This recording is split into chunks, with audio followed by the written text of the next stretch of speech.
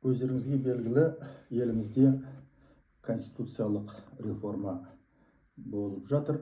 15 наурызда референдум болады. Еліміздің азаматтары өздерінің пікірлерін айтып жатыр. Мен де өзімнің осы елдің азаматы ретінде пікірімді айтайын деген.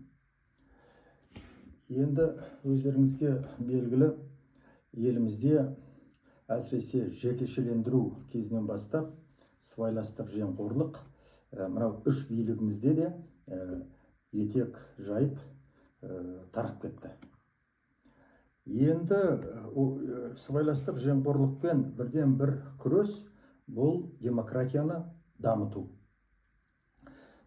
Демократияны дамытпасақ, сыбайлас жемқорлық бізді жаппай басып, ақыры елімізден айырылып қаламыз.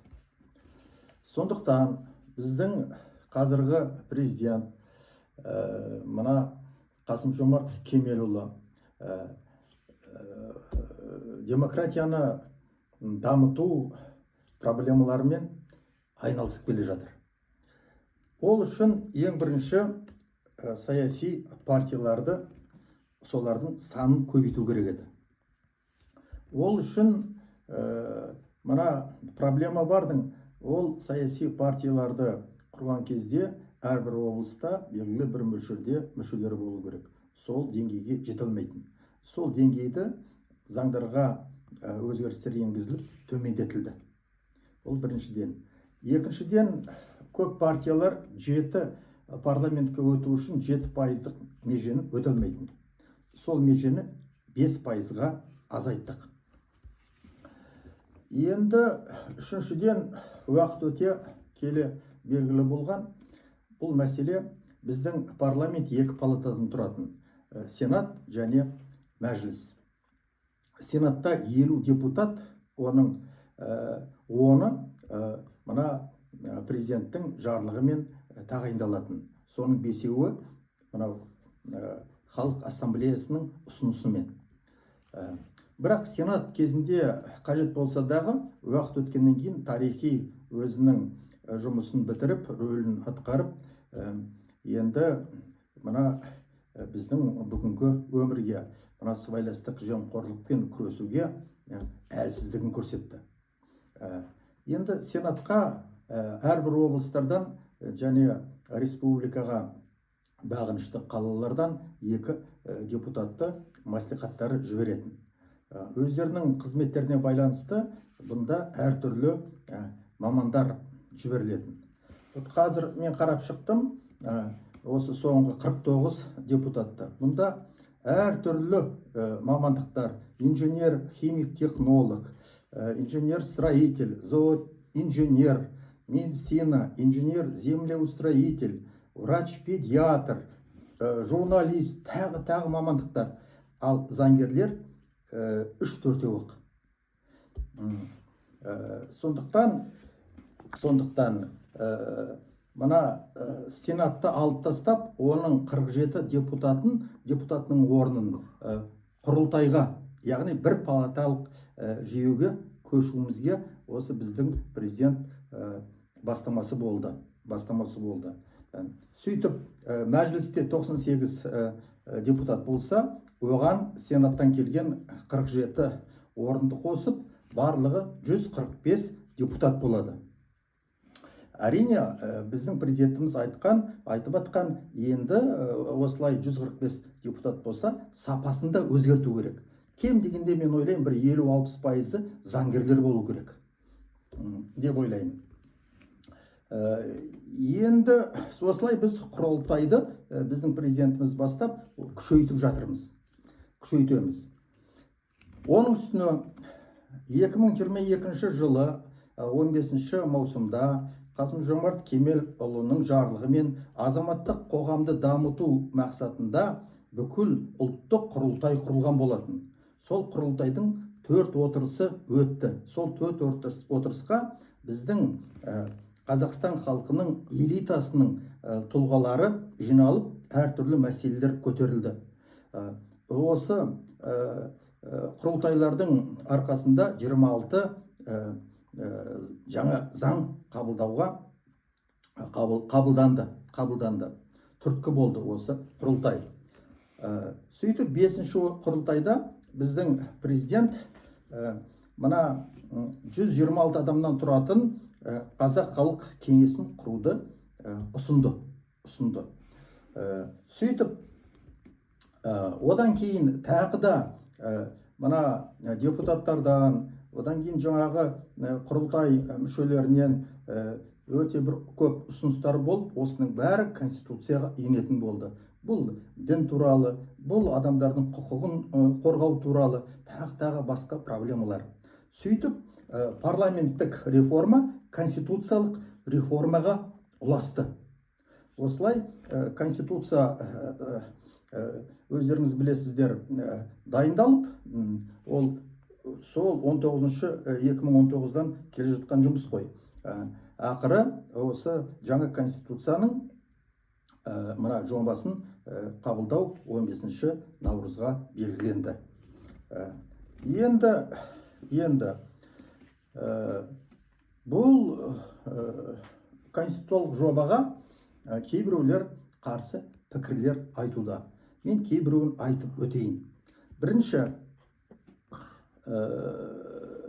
мына Қасым-Жомарт Тоқаев осы конституция арқылы авторитарлық режим құрайын деп жатыр деген сөздер.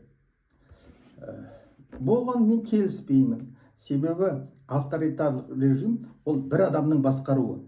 Егер біздің елді алсақ, кезінде президент өзінің құзыретін пайдаланып, және парламентке партия арқылы бақылау жасап, өзі басқарған. Оны авторитарлық режим дейміз. Енді бізде қазір ондай жағдай жоқ. Естеріңізде болса, 2022 жылы 26 сәуірінде біздің президент Қасым-Жомарт Кемелұлы Аманат партиясынан шыққан болатын. Артынан 2022 жылдың 5 маусымында конституциямызға осы норма енгізілді. Яғни Қазақстан Республикасының президенті өзінің қызметін істеу кезінде, мерзімінде ешқандай саяси партияның мүшесі болуына болмайды. Яғни 3 билік, соның ішінде заң шығарушы билікке мына президенттің ешқандай бүгін қатысы жоқ. Сондықтан мына авторитарлық режимді осы конституциямен құрайын деп жатқан пікірге мен келіспеймін.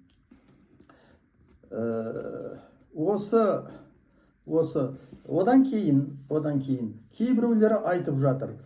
Осы жаңа конституцияның жобасының 53-ші бабын меңзеп. Бұнда жалпы мәтіні мына құрылтайға пропорционалды жүйе арқылы депутаттар сайланады. Пропорционалды жүйе деген саяси партиялар сайлауда қанша пайыз алса, сонша пайызбен құрылтайда орын алады. Енді кейбіреулерінің айтып атқаны, байбалам кейбіреулер салып атқаны, ол өзін ұсыну құқығын айырды деп жатыр. Мәселе мынада, 2022 жылы менің есімде мажоритарлық немесе пропорционалды жүйе қалай болады деп бір сөз талас болғанда, ақыры 70-30-ға келісіп осылай сайлау жүргізілген. 70% тізім бойынша партиялар, 30% бұл мына бір мандатты округтар бойынша. Енді барлығы 29 депутат сайланған болатын. Енді практикада не белгілі болды? 29 депутаттың 22-сі мына Аманат ұсынған кандидаттар. Олар Аманат 40 орын алып еді, олар 22-сі соған қосылып 62 болды. Қалған 7-еуі бір мандатты. Олардың не жүрген іздері көрінбеді, не дауыстаса, дауыстар естілмей қалды. Одан кейін тағы да бір айтатыным, бұл партиялық теңдікті бұздық. Себебі жаңа Аманат өзінің ресурстарын пайдаланып, жаңағы 22 депутатты өздеріне бір мандатты жаңа округтармен өткізіп алды. Бұлай болмау керек. Одан кейін бір адамның дауысы да естілмейді, басқан ізі де көрінбейді. Мынау шетелдік қазір мынау көршілер бар, олар да ресурстармен қолдап өздерінің адамдарын өткізіп жіберуге мүмкіндіктері бар, ондай қауіп бар деп санаймын. Жалпы алғанда бір мандатты біздің елге қазір қажеті жоқ. Партияларымызды дүрілдетіп дамытуымыз керек.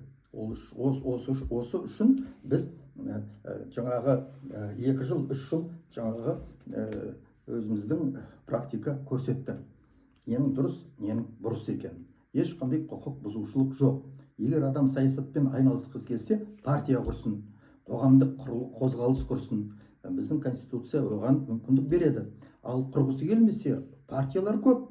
Біреуіне барып, өзінің идеясын партия арқылы жүзеге асырсын. Ондай құқығы бар. Келесі бір айтатындар, бұл мына президент Қасым-Жомарт Кемелұлы өзінің құзыретін күшейтіп жатыр.